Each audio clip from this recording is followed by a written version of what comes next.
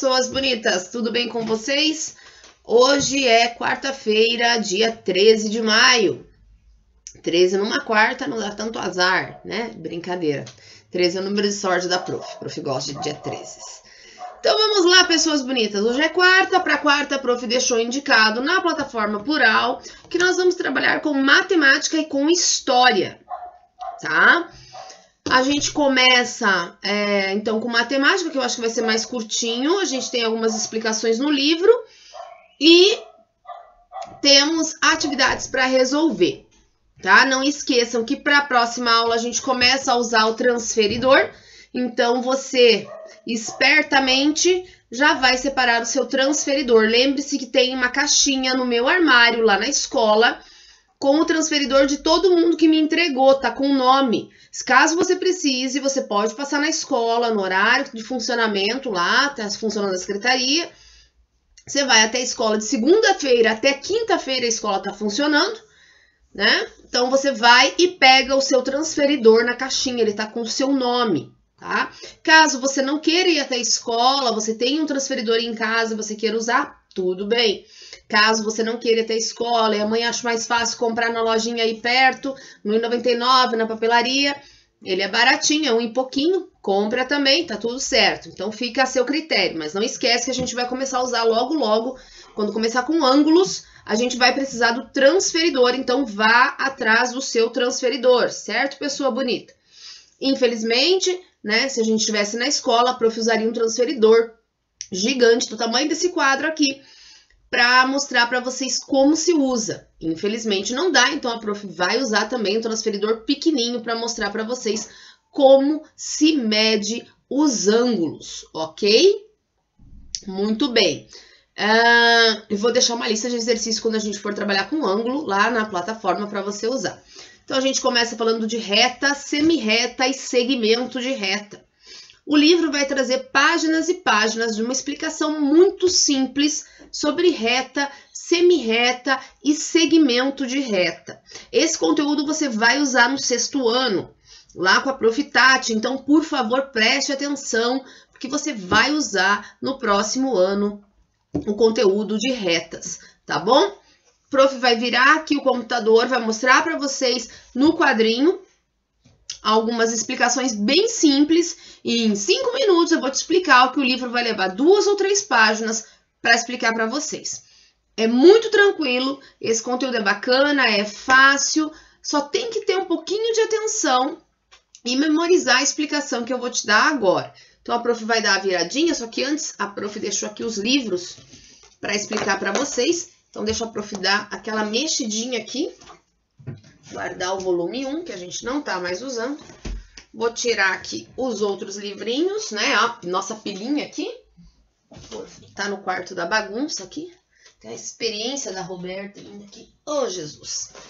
Então, vamos lá, pessoas bonitas. Vamos ver se eu consigo fazer aqui para vocês enxergarem. Muito bem. Então, pessoas lindas da minha vida, é muito fácil reta, semirreta e segmento de reta. A reta é uma linha reta, né, gente? A minha não fica reta, porque vocês sabem que a prof vai enxergar torto, então não vai ficar. Mas imagine que eu pegue uma régua e faça uma linha reta. A reta, ela não tem fim. Ela, na verdade, vai para os dois lados, infinitamente. Uma reta, ela não terá fim. Então, esse daqui é uma reta. Sempre que eu for falar de uma reta, eu posso dar um nome para ela. Por exemplo, uma reta, vou chamar ela de reta R. Ok? A gente costuma usar letras, né, para designar o nome das retas, semirretas e segmentos de reta. A semirreta, ela tem um começo, mas não tem um fim. Ela continua. Então, essa daqui é a semirreta. Antigamente, a gente escrevia assim, ó, semirreta. Agora, a gente escreve assim, ó, mudaram a ortografia e a gente escreve tudo junto, semirreta, tá? Se você vê isso escrito, eu mandar alguma atividade e o seu computador fizer aquelas assim, ó, vermelhinho embaixo dizendo que está incorreto a escrita, é porque a escrita mudou. Então, ela é escrita dessa maneira mesmo, tá? Semirreta. E nós temos o segmento de reta. O segmento de reta é um pedaço de uma reta. Ele tem começo e tem fim. A gente sempre faz esse risquinho aqui para dizer que é só esse pedaço. Esse daqui é o segmento de reta. Quando a gente faz uma reta, uma semi-reta e um segmento de reta, a gente costuma colocar nomes para eles. Ó, tá passando aí um carro barulhento aqui na frente da casa da prof. Coisas de quarentena, né, gente? Coisas de home office aqui, mas ok. Vamos ignorar um pouquinho o barulhento que tá passando, sei lá o que ele tá vendendo. Ó, sei lá o que é R$13, mas vamos lá. Então, aqui, a gente sempre vai colocar letras também. A, B, eu posso colocar outra letra aqui. Vou colocar, por exemplo, MN. Ok? E para eu dizer isso em matemática, eu vou dizer assim, ó. MN é um segmento. Eu passo um risquinho em cima. MN é um segmento. Se eu quero falar que aqui, ó, nessa semi-reta, eu vou dizer que ela, AB, a semi-reta AB, tem um começo, mas não tem um fim, porque ela é infinita. Eu posso dizer que ela tem pontos dentro dela, mas ela continua. Eu vou usar a flechinha para um lado, dizendo que ela é infinita só para um lado. Já a reta, eu posso colocar pontos dentro dessa reta. Por exemplo, CD. Eu vou dizer que a reta CD, ela é infinita para os dois lados, ela é uma reta. Então, quando eu vejo a flechinha para os dois lados, eu digo que ela é infinita para os dois lados. Quando eu vejo a flechinha só para um lado, ela é infinita só para um lado, mas ela tem um começo. Quando ela não tem flechinhas nas pontas, ela é um segmento de reta. Não é difícil, parece complicado, mas não é. Vocês vão ver com os exercícios que a gente vai fazer agora, que é bem simples. Então, a gente tem a reta, que ela é infinita para os dois lados. A gente tem a semi-reta, que ela é infinita só para um lado. E o segmento de reta, que ele é um tamanho determinado, tá bom? A prof vai dar aquela viradinha para a gente acompanhar agora com o livro. Não tem problema, se você precisar voltar e ver esse vídeo de novo para entender, volta e veja uma, duas, três, você vai entender o que a prof tá falando, tá? Então, a gente começa ali, ó. Esse conteúdo cai na prova, tá, gente? É a última prova desse trimestre. Então, na página 126 e 127, ele vai nos ensinar justamente o que a prof acabou de falar, que a reta é infinita, que a semi-reta tem um começo, mas o outro lado é infinito, que o segmento de reta ele tem um começo e um fim. Ele vai dizer pra gente que o segmento de reta, a gente sempre vai usar as letras, para retas, semi-retas e segmentos de reta, a gente vai usar letras para nomeá-los. Ele vai dizer pra mim que o segmento de reta eu passo uma linha. Ele vai dizer que a semi-reta eu faço uma linha com a flechinha para o lado infinito, só um lado. E que a reta vai ter a flechinha para os dois lados, porque ela é infinita para os dois lados. É isso que ele vai explicar na página 126 e 127. Prof. Mel, ele vai levar 2 páginas para explicar? Vai. E ele vai nos dar exemplos ali de retas, de semi-retas e de segmentos de reta. O que eu posso dizer para vocês é o seguinte, segmento tem um começo e um fim. Então, por exemplo, as linhas do seu caderno, elas são segmentos de reta. Elas têm um começo e têm um fim. Se eu pegar, por exemplo, eu vou pegar o foninho aqui, tá? Professor, um foninho. Se eu pegar esse foninho e marcar isso aqui para vocês, ó, ele é um segmento de reta. Ele começa nesse dedo, termina nesse dedo. Ele tem esse tamanho. Eu posso dizer que esse dedo aqui, esse ponto que começa nesse dedo aqui, ó, vai se chamar, sei lá, deixa eu ver, R, e esse vai se chamar S. Então, eu posso dizer que eu tenho um segmento RS. Ele começa no R e vai até o S. Ele é um pedacinho que eu delimito, eu determino qual é o tamanho. Então, ele é um segmento de reta.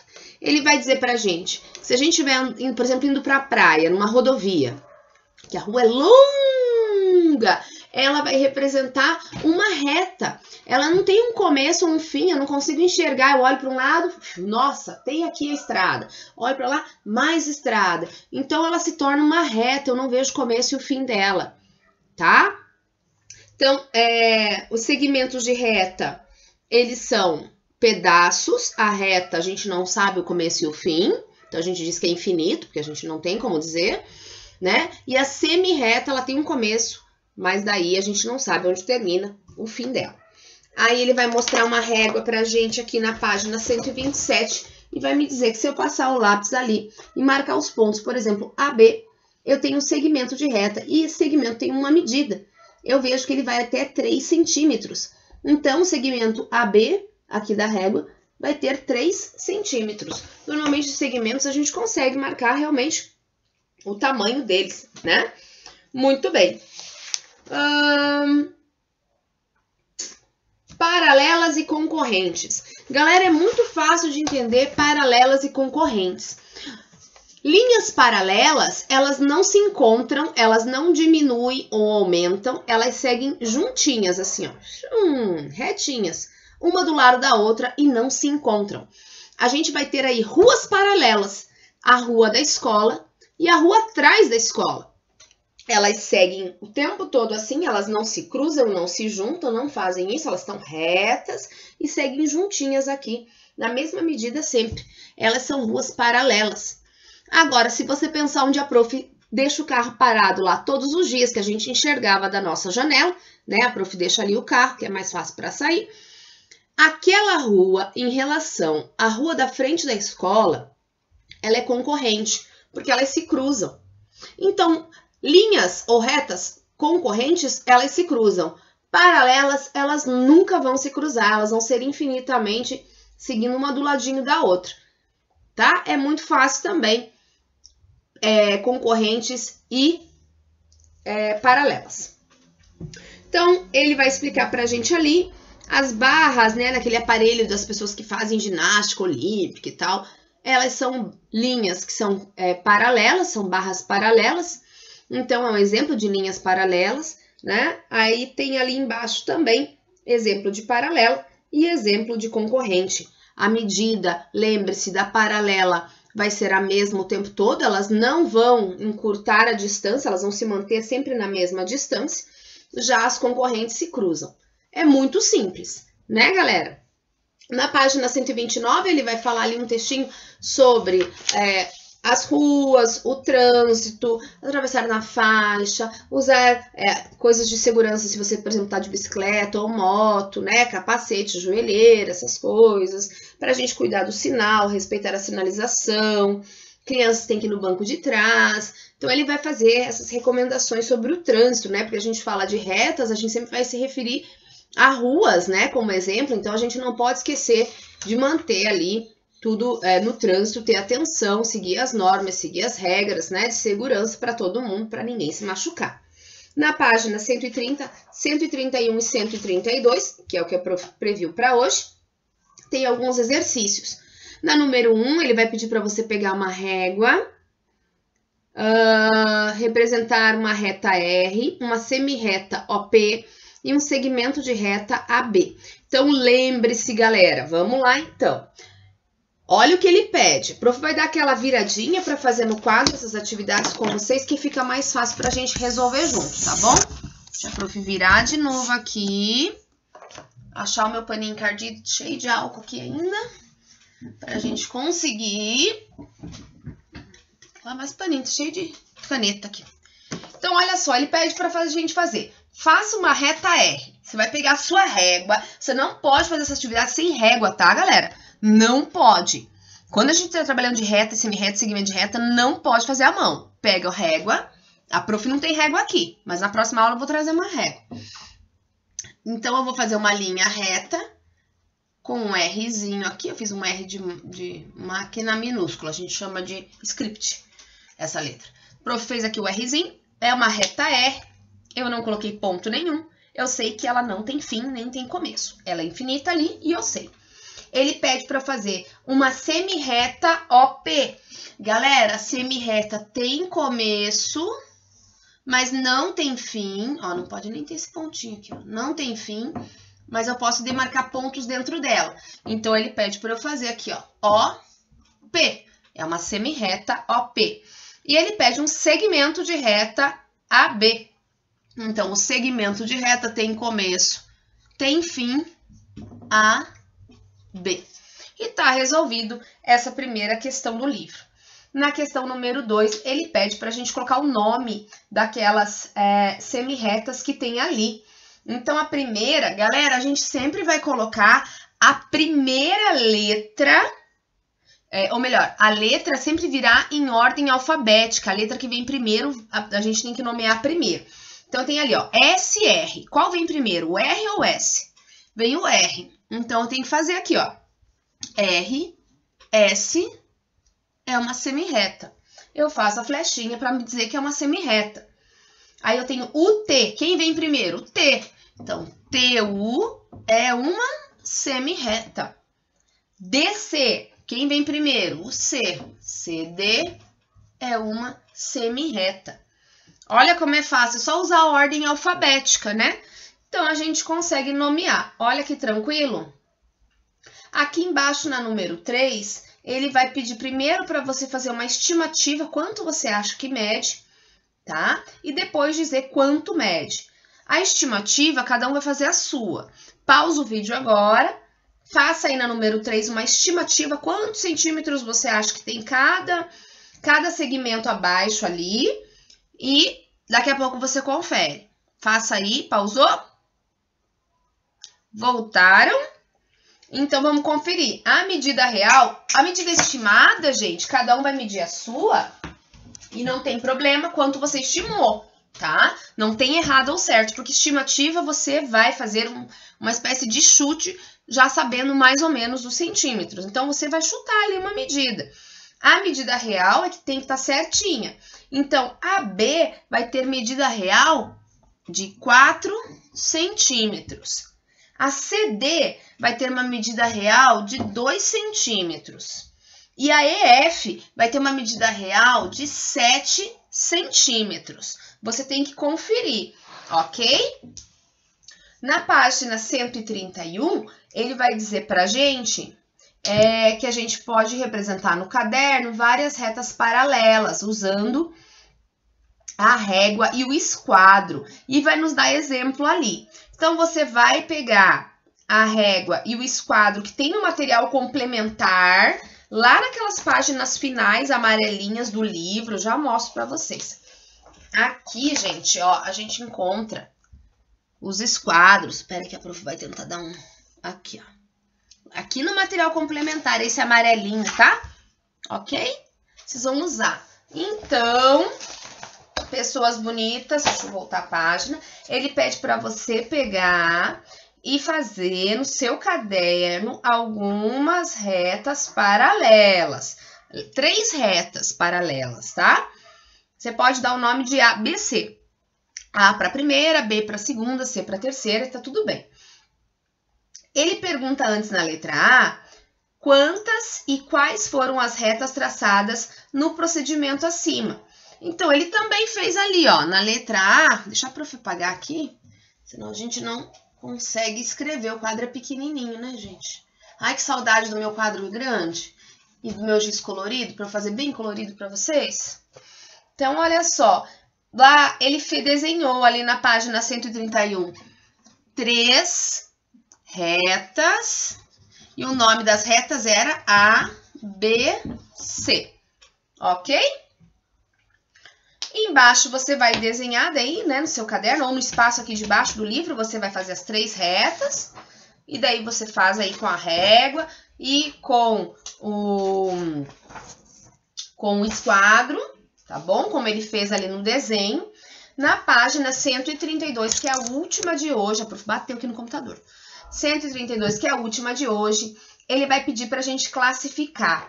Na letra, ó, eu vou mostrar pra vocês aqui. Na letra A, essa reta é concorrente. Porque ela cruza, quando ela cruza, ela é concorrente. Na letra B, que tá aqui embaixo, elas são... deixa eu fazer aqui. A, B. Elas são paralelas. Na letra C, que é essa daqui, elas são paralelas, porque elas não cruzam. E na letra D, elas cruzam, então são concorrentes. Ok? Tá resolvido também o número 5. No número 6, ele vai perguntar assim. Ele vai nos dar um desenho que você vai observar aí na página 132. Deixa eu fechar. Esse desenho aqui, ok? Muito bem. E ele vai falar assim, ó. Qual das retas é concorrente à reta R? Ele desenhou de verdinho ali a reta R e ele tá perguntando qual das retas ali são concorrentes. Então, galera, pensa comigo. Concorrente com ela será a reta T, que é a vermelhinha. Então, na letra A, deixa eu apagar de novo, senão não vai caber no quadrinho, tamanho pequenininho aqui. Um pouquinho, gente, o álcool tá secando e vai ficando manchado. Ok. Então, a letra A é a reta T, galera. Muito bem. Na letra B, ele vai falar assim, por quais dos pontos passa a reta S? A reta S, ó, olha lá na linha, galera.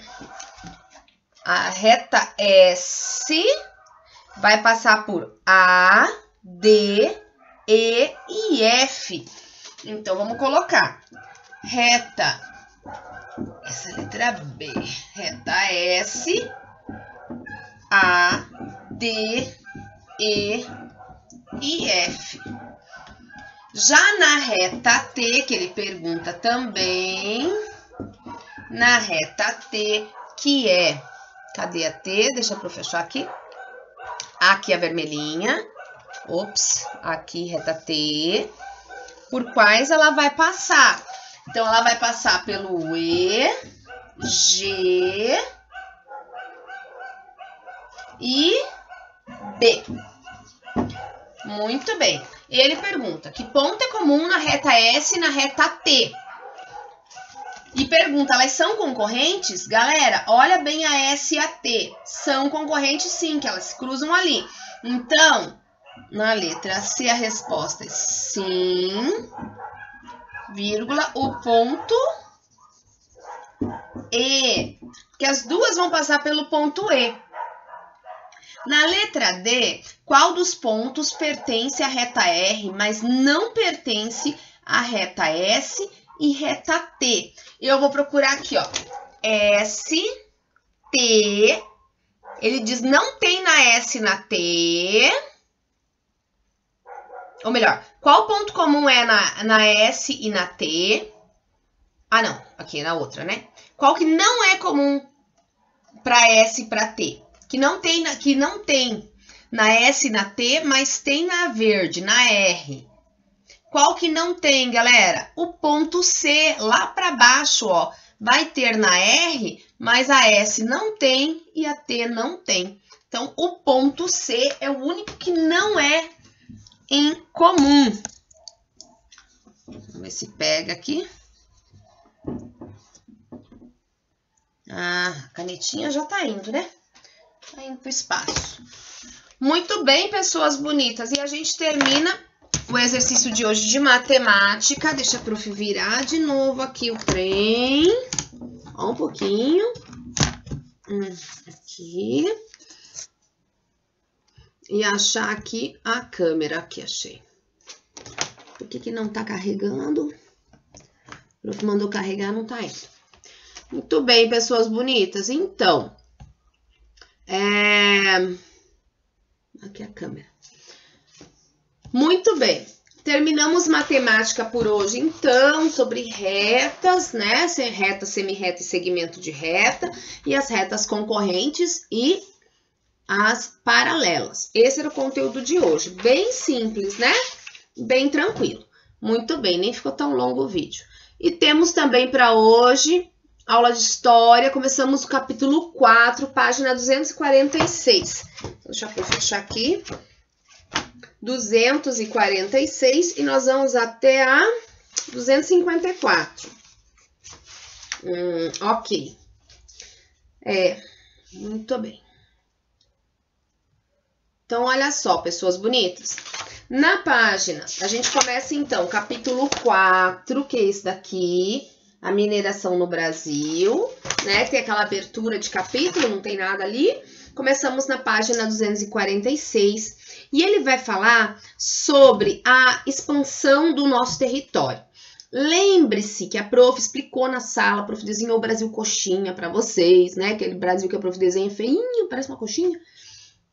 A prof desenhou e a prof contou para vocês que quando vieram os portugueses para cá, eles vieram pelo mar, né? Pelo oceano, então eles param ali no litoral, né? Eles vão parar no litoral ali na região Nordeste, né? Dizem que descobrem o Brasil, na verdade já sabiam que tinha essas terras por aqui, mas eles vêm e tomam posse, dizendo que é deles, né? Que é sua terra. E eles começam a explorar sempre naquela região próxima do oceano. Então, deixa eu ver se tem um mapa aqui nesse livro aqui. Se não tiver... Ah, tem sim, aqui, ó. Esse Brasil é mais bonito que o da prof, que o da prof é o Brasil coxinha.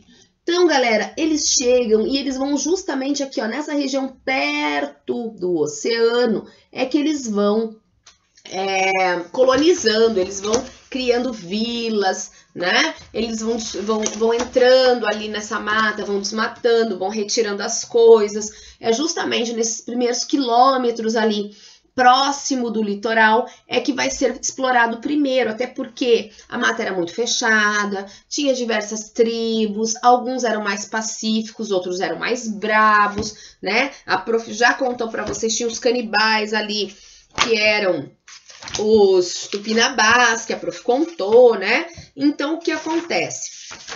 Os portugueses, eles vão ficar sempre na margem ali, sempre próximo. E eles começam a tentar entrar um pouco mais mata dentro, um pouco mais invadindo esse território, né? Dentro para a região central ali no Brasil, justamente porque eles querem alguns produtos que também são bem caros em Portugal e na Europa toda. São produtos que não se encontrava tão facilmente e eram produtos caros. Então, eles foram explorando para dentro do Brasil em busca desses produtos. Normalmente eram temperos, tá, galera? Nossa, prof, meu, temperos, galera. Era muito caro. Eles eram chamados de drogas do sertão. Não é porque eram drogas, mas era porque era contrabandeado, porque era caro. Então, essas drogas do sertão é que vão motivar essa vinda dos portugueses mais para dentro, saindo um pouco mais ali da costa, entrando para o meio do Brasil, né? E vão explorando esse novo território em busca das drogas do sertão. Eu vou fazer a leitura para vocês da página 246 e daí eu explico certinho, você vai entender. O processo de colonização do Brasil teve início nas regiões litorâneas. A prof mostrou, né? Sempre próxima ali do mar, do litoral. Ao longo dos anos, porém, diferentes atividades estimularam a ocupação do interior pelos colonos, como o desenvolvimento da pecuária e a busca pelas drogas do sertão. Mas a atividade que promoveu o maior deslocamento dos colonos para o interior do território foi a mineração. Então, galera, primeiro, eles vão estar motivados a buscar essas drogas do sertão. Dessas drogas do sertão, eles vão encontrar, tipo, guaraná, alguns tipos de pimenta. Deixa eu lembrar o que mais que tinha, gente. Acho que era cravo também, que era considerado drogas do sertão. Então, algumas coisas que tinham ali que vão ser vendidas lá fora, né? E vão ter um preço alto. Então, eles começam a entrar por conta disso, né? Mais tarde, a criação de gado também motiva que eles desmatem um pouco mais para ter mais território para a criação do gado. E mais tarde, a busca pelo ouro, que também era algo que eles tentavam enriquecer, descobrindo ouro aqui, né? Então, veja só, essas descobertas todas, né, do ouro, das drogas do sertão, é que fazem os bandeirantes, então, a fazerem essas expedições, a entrarem mata adentro, a desmatarem mais e ampliarem esse território, que era menor justamente, né, pelo medo de ser a mata muito fechada, pelos animais selvagens que tinha ali, pelas tribos que também às vezes não eram amigáveis. Então, isso manteve por um bom tempo os portugueses um pouco mais próximos da costa e não adentrando muito no território. mas com o passar do tempo, o interesse e a ambição deles foi maior e eles foram, sim, explorando e vindo para dentro. No final do século XVII, os bandeirantes passaram a organizar expedições à procura de minerais preciosos e descobriram jazidas de ouro no atual estado de Minas Gerais. Essas descobertas atraíram para a região mineradora milhares de pessoas que desejavam enriquecer com a exploração do ouro. Galera bonita do laço de fita, preste atenção no que eu vou te contar. Antes de Minas Gerais, se eu contar para vocês que o ouro estava sendo explorado aqui, pertinho, em Paranaguá, acredite, aqui em Paranaguá foi descoberto que tinha ouro, mas a quantidade não era tão grande. O que acontece quando se descobriu o ouro, não sabia a quantidade que teria. Muitas pessoas vieram para cá para explorar essas terras e conseguir o ouro, até tentando, né, ter mais dinheiro, ficarem ricos, enfim. Muitos portugueses, né, ou descendentes, que já estavam aqui, na verdade não é português, mas descendentes de portugueses, né, que já estavam aqui colonizando, eles vêm para cá em busca desse ouro. Saem de várias regiões ali, Nordeste, né, da região do Rio de Janeiro, ali também, né, Sudeste vai entrar, eles descem para cá, descem o mapa, como eu brinco, descem o mapa, vêm para Paranaguá para explorar o ouro. Ocorre que não tinha tanto ouro quanto eles imaginaram. E eles compraram muitas terras aqui. E daí teve um grande problema, porque foi descoberto ouro em Minas Gerais. E as pessoas se endividaram aqui, muitas pessoas se endividaram e compraram muitas terras aqui, achando que ia encontrar ouro. E daí não tinham dinheiro para ir para Minas Gerais. E muita gente estava indo para Minas Gerais para minerar e conseguir o ouro. O que aconteceu com essas pessoas que compraram muitas terras aqui? Eles passam, então, a produzir a pecuária. Eles vão criar gado. Vão ter rebanhos para cá. Mas, por que eles vão criar gado aqui? Gente, lá em Minas Gerais, era muita gente foi para lá para explorar, mas estava faltando já alimento. Era muita gente para se alimentar. Então, o que eles faziam? Eles criavam aqui o gado e daí levavam para lá para vender, justamente para alimentar as pessoas que lá estavam trabalhando. E assim eles não perderam tanto dinheiro. Então, as primeiras pessoas que vieram para cá, para nossa região de Paranaguá, né? Não bem os primeiros, mas assim, a Paranaguá ela acaba se tornando uma vila maior, né? E se desenvolvendo mais, esse desenvolvimento de Paranaguá se dá por conta desse ouro que vieram tentar explorar, era pouco, mas ela passa então a abastecer Minas Gerais, abastecer de comida aquelas pessoas. Eles plantavam aqui, vendiam lá, criavam o gado aqui, vendiam lá, justamente para não perder tudo que foi investido aqui. Então, Paranaguá passa de se desenvolver justamente para alimentar Minas Gerais. Olha que legal, esse não tem no livro. Esse a prof estudou mesmo, para contar para vocês. Bacana, né? Então, ele começa a falar ali sobre a corrida do ouro. A intensa mineração para a região de Minas ficou conhecida como Corrida do Ouro. No início, as pessoas que partiram para essa região costumavam se reunir em arraiais. Os habitantes dos primeiros arraiais sofriam com as condições ruins de suas moradias e com outros problemas, como a falta de alimentos. Olha o que a prof falou. Nas regiões de mineração, havia poucas pessoas que se dedicavam ao cultivo de lavouras. Dessa maneira, quase todos os alimentos precisavam ser trazidos de outros lugares, o que tornava seus preços muito altos. Viu o que a prof falou?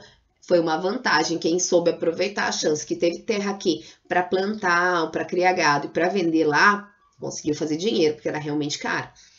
O abastecimento das minas. Os moradores da região de Minas tinham necessidade de diversos tipos de produtos, como ferramentas, roupas e alimentos. Essas mercadorias, em sua maioria, eram trazidas de outras regiões da colônia, transportadas no lombo de mulas por comerciantes conhecidos como tropeiros. Os tropeiros abriram caminhos que permitiram um maior contato entre regiões da colônia. Ao longo desses caminhos, formaram-se núcleos populacionais que posteriormente se tornaram cidades.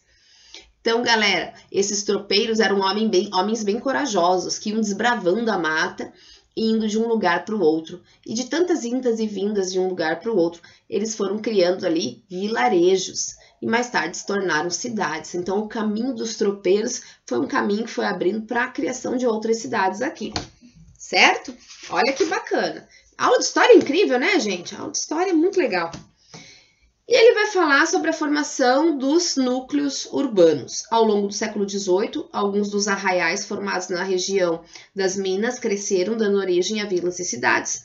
A cidade formada nesses locais era mais variada que aquela formada em torno dos engenhos de açúcar. Nelas, havia diferentes profissões e grupos sociais. Entretanto, assim como nos engenhos, essas sociedades eram marcadas por grande desigualdade social. A maior parte da população era formada por africanos e afrodescendentes escravizados, que realizavam diversos tipos de trabalho, como a extração de minérios e serviços domésticos. Prof. Mel, então, os africanos saem dos engenhos e vão trabalhar também na mineração? Sim, galera, eles eram escravizados, eram obrigados. Eles trabalhavam duro. Trabalhar com mineração é um trabalho pesado, um trabalho difícil, cansativo e perigoso também, né? Porque você acaba cavando e vai ficando, né? No subsolo, né? Você cria um subsolo ali para cavar, para procurar ouro.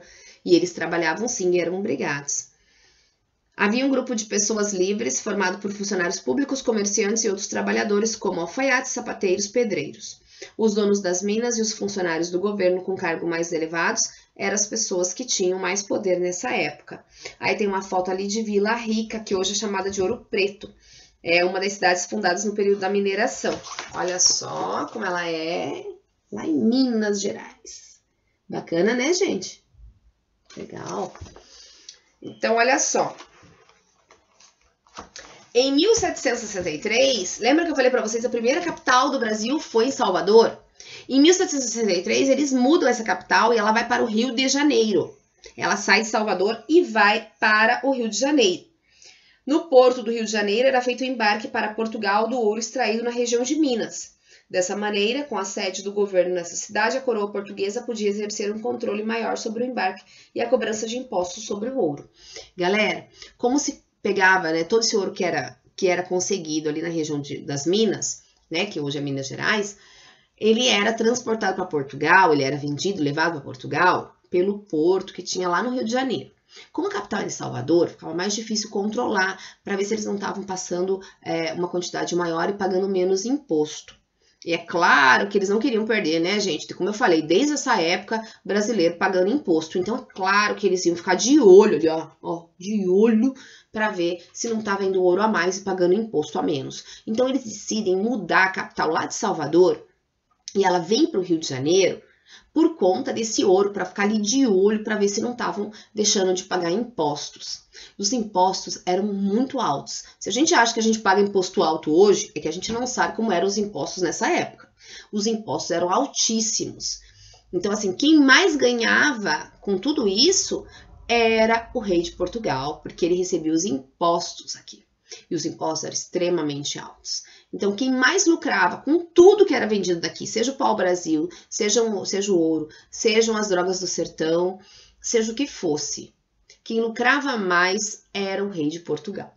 Não tenha dúvida, né? A gente chama de coroa portuguesa, porque é um rei, então, né? Coroa.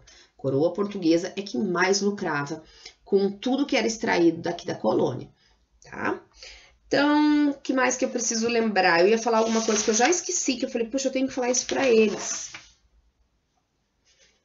Ai, gente, deu um branco aqui, a prof não tá no livro, a prof ia contar pra vocês alguma coisa, mas agora já foi, que eu também já não vou lembrar. Se eu lembrar no meio do caminho, mas eu vou falar daqui a pouco, porque ele tá falando aqui sobre o trabalho das minas, na próxima página, na 250, e daí eu vou contar pra vocês algumas coisas que aconteciam, tá bom? Então, vamos resolver a página 249. Complete as lacunas das frases com as palavras abaixo. A tananã foi uma das atividades que contribuíram para a ocupação do interior do território brasileiro pelos colonos. Corrida do ouro, pecuária ou Minas Gerais? Pecuária, né, galera? Pecuária foi uma das atividades que contribuíram para a ocupação do interior. No final do século XVII, foram descobertas jazidas de ouro na região onde atualmente se localiza o estado de Minas Gerais. A grande migração de pessoas para o interior da colônia, atraídas pela mineração, ficou conhecida como Corrida do Ouro. Observe Observe a imagem e escreva um breve texto sobre ela. Galera, essa imagem aqui é uma pintura que tá falando sobre os tropeiros. Era uma caravana de tropeiros, tá? Eles estão vestidos ali com calças, camisas de manga longa, chapéu. Eles passavam horas sobre o sol, né? Era uma estrada de terra por onde eles estavam passando, tinha muita mata ali, né? Eram lugares pouco povoados que eles passavam. O que mais que dá pra gente ver aqui nessa foto? Eles transportavam as mercadorias para o interior da colônia, né? Que vinha lá da região mais próximo ao oceano, né? A gente vai ser colonizado ali primeiro. Então, eles traziam produtos de lá para o interior, certo? Para regiões ainda que não estavam muito habitadas, e eles também foram responsáveis pela criação de várias cidades. É isso que você tem que dizer aqui no seu breve texto, tá bom? A gente vai falar na página 250 e 251 sobre o trabalho nas minas. Eu vou fazer a leitura e daí já explico para vocês, tá? Aqui tem umas coisas que não tem no livro que a prof vai contar. Ó, tá bom? Então, calma aí. A extração do ouro nas minas era feita por vários trabalhadores, a maioria deles eram pessoas escravizadas. Trabalhavam por muitas horas em condições precárias, o que colocava em risco permanente sua saúde e sua vida. Observe alguns detalhes da gravura de Rugendas. Então, olha lá. Primeiro, a letra A. Os mineradores escravizados passavam horas com as pernas dentro da água, em longas jornadas de trabalho. As condições adversas em que trabalhavam debilitavam rapidamente a saúde. Na B, alguns escravos trabalhavam em túneis abertos somente quando o ouro nos leitos dos rios se esgotava, pois o risco de desabamento era grande. C, os feitores eram homens livres encarregados de fiscalizar o trabalho dos escravos nas minas. E ali tá o quadro todo, tá? A gravura do Rugendas é o quadro todo aqui, são os pedaços, ok? Desse quadro. Então, ele vai falar para você circular nesse quadro aqui da página 251, esses pedacinhos aqui. Você tem que procurar o pedacinho A e circular. Procura o pedacinho B, vai circular. Procura o pedacinho C no quadro e vai circular, tá bom? Na letra D, ali embaixo, a bateia era utilizada para separar o ouro da areia e do cascalho. Esse instrumento foi introduzido no Brasil pelos africanos escravizados. No século do ouro. No século XVIII, a exploração do ouro tornou-se a principal atividade econômica do Brasil. Porém, a atividade mineradora entrou em declínio já no final desse século por causa do esgotamento das jazidas. Em razão da importância dessa atividade econômica, alguns historiadores chamam esse período de século do ouro. Galera, nessa época, então, o Brasil vai ter mais dinheiro, né, circulando aqui justamente pelo ouro que se consegue. Eles exploram tanto a ponto daquilo começar a ficar muito pouco, né? Vai diminuindo, diminuindo, diminuindo. Se a gente fosse ver as toneladas de ouro que foram mandadas para Portugal e que eram nosso, era do Brasil, gente, Portugal realmente enriqueceu às nossas custas, né? Realmente. Então, vamos lá. Eu tenho que contar uma coisa para vocês. Os escravos que trabalhavam nessa mineração, eles costumavam tentar dar jeito de pegar o ouro para eles e esconder. Então, antes deles irem embora, os escravos eram revistados. Gente, revistados em tudo que você procurar. Então, eles olhavam até dentro da orelha se não tinha ouro escondido, dentro do nariz, dentro da boca, se eles não tinham escondido o ouro. E também no cabelo, porque como eles tinham cabelo de molinha, assim, né? Aquele cabelo mais fofinho, eles conseguiam esconder, porque o ouro, ele é muito fininho, ele é bem fininho. Né? Não é pepitas de ouro desse tamanho que se achava, claro, se achava também, mas tem pedacinhos e cada pedacinho valia bastante. Então, eles tentavam esconder. Por quê? Porque alguns escravos tentavam comprar a sua liberdade ou a liberdade de alguém da sua família. Com esse dinheiro, eles tentavam encontrar um negro livre, né, que tivesse sido liberto, ou uma outra pessoa que fosse abolicionista, e a prof já contou isso para vocês num outro vídeo, né? Justamente eles tentavam juntar esse ouro e comprar a liberdade de alguém, ou deles mesmos, ou de alguém da família, que eles soubessem que estava sofrendo. Então, a liberdade desses escravos, eles tentavam comprar. Então, eles tentavam esconder esse ouro e eles eram revistados. De uma maneira bem humilhante, bem ruim. Mas isso eu tinha que contar para vocês, tá? E quando eles conseguiam, eles davam um jeitinho, às vezes conseguiam, e eles tentavam sim libertar outros escravos, ou a si mesmo, enfim. Eles tentavam isso. Alguns conseguiram, outros não. Então eles eram bem revistados e tinham gente o tempo todo ali, ó, de olho, para ver se eles não estavam pegando algum pouquinho de ouro. Na página 252, a gente vai resolver aqui. Leia o texto a seguir e depois responda. A atividade mineradora no Brasil do século XVIII estava baseada na exploração do trabalho escravo negro. Durante os primeiros anos da mineração, o metal precioso era encontrado nos leitos dos ribeirões, misturado ao cascalho, e recebia o nome de ouro de aluvião. Quem eram os principais trabalhadores nas minas de ouros do século XVIII, galera? Os africanos escravizados. Explique o que é chamado de ouro de aluvião. Era o ouro encontrado, então, no leito dos rios, misturado com o cascalho. Cascalho é aquelas pedrinhas que ficam ali no rio, sabe, gente? Então, era o ouro que estava misturado ali no leito do rio. Letra C. Na extração do ouro de aluvião, qual era o instrumento de misericórdia? Tá um barulhão aqui, né, gente? Calma aí que já vai parar, tá? Na extração do ouro de aluvião, qual era o instrumento utilizado para separar o ouro das outras substâncias? Lembra que era tipo uma peneira, gente? Então, esse instrumento é a bateia, que parece uma peneira. E ela foi introduzida no Brasil pelos africanos. Eles já conheciam a bateia lá, por conta dos lugares que moravam, dos costumes que tinham. Eles já conheciam, já tinham contato. Número 2. Qual era a condição de trabalho das pessoas escravizadas? Lembra, gente? Eles tinham jornadas de trabalho muito longas, né? Muitas horas eles trabalhavam, eram condições precárias, eram pessoas escravizadas, né? Torturadas, não era nada boa a condição deles, né? Nada boa essa condição de trabalho. Na página 253, a gente vai falar sobre o controle das minas. Então, olha só o que a gente falou sobre os impostos lá de Portugal. A exploração das minas era controlada por Portugal, que tinha como objetivo arrecadar o máximo de riqueza possível por meio de cobrança de impostos. Então, a gente tinha que pagar impostos lá para a coroa portuguesa, lá para o rei de Portugal. Para pagar menos impostos, muitas pessoas passaram a contrabandear o ouro, escondendo parte do metal encontrado.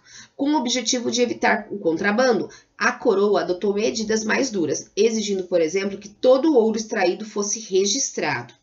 Conheça a seguir os principais impostos cobrados pelos portugueses na época da mineração.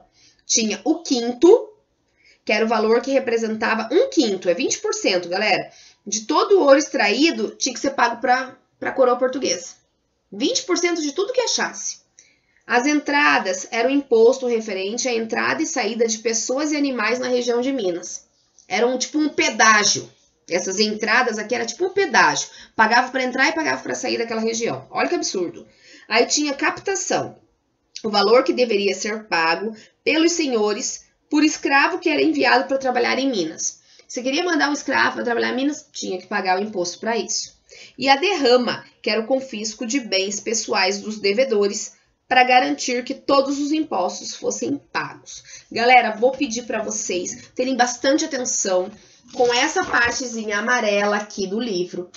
Pega o seu marca-texto colorido e faz gigante ali, ó, vai cair. Que a prof aqui, ó, vai fazer também um asterisco. Isso cai na próxima prova. O trabalho, as condições dos trabalhadores também cairá na próxima avaliação. Fique esperto. Eu vou perguntar sobre os tropeiros, que está na página 247, lá na partinha azul. Pega o seu marca-texto, dá uma olhada, pausa o vídeo se precisar para ir grifando, daí você continua o vídeo.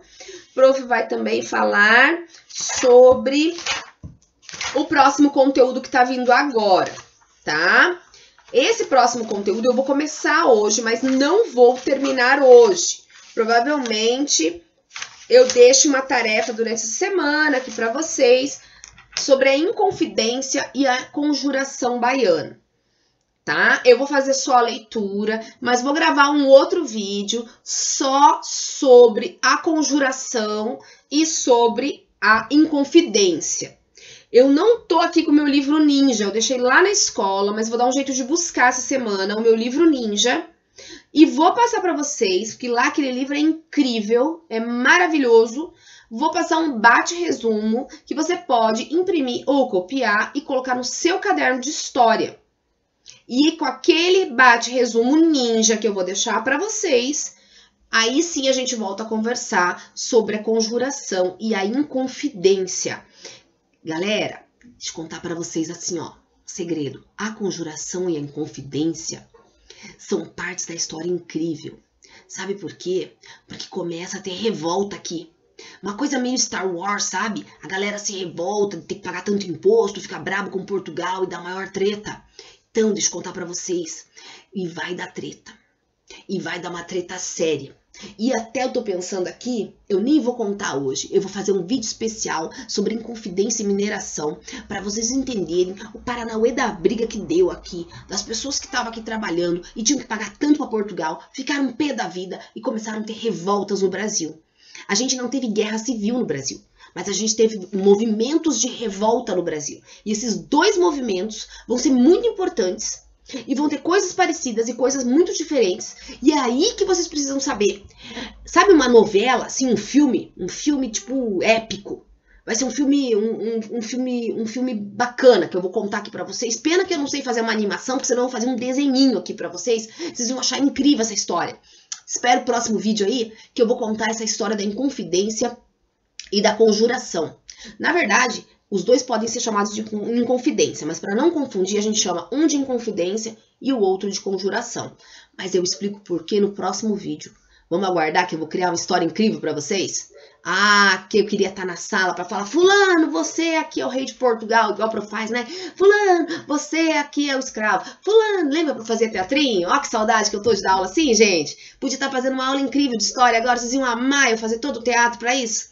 Não vai dar. Mas tá bom, nem que seja como um dedoche, boneco palito, alguma coisa eu vou inventar. Eu vou contar pra vocês essa treta no próximo vídeo da aula de história. Eu vou fazer um vídeo extra só sobre Inconfidência e Conjuração. Fique esperto aí e aguarda que essa história é interessante. Que essa história é uma história cabulosa, que a gente precisa aprender sobre o Brasil. Tá bom? Fique empolgado aí junto comigo, sabe que a história é minha aula favorita. Então espera que eu vou fazer um vídeo especial para isso. Vou lá na escola, vou pegar o meu livro Ninja, porque assim eu aproveito e digito para vocês o texto e deixo para vocês colarem no caderno também. Tá bom, pessoas bonitas? Vamos fazer esse combinado, já tem 52 minutos de vídeo, então eu vou fazer um vídeo especial sobre conjuração e Inconfidência. Aguarde cenas do próximo capítulo da minha novela do Brasil aqui, da Prof. Mel. Tá bom? Então, muito bem, pessoas, para hoje, quarta-feira, terminamos assim, com a prof prometendo um vídeo extra das tretas que aconteceram naquela época, tá? Da mineração, a prof vai contar para vocês, então aguarde que a gente vai falar sobre isso.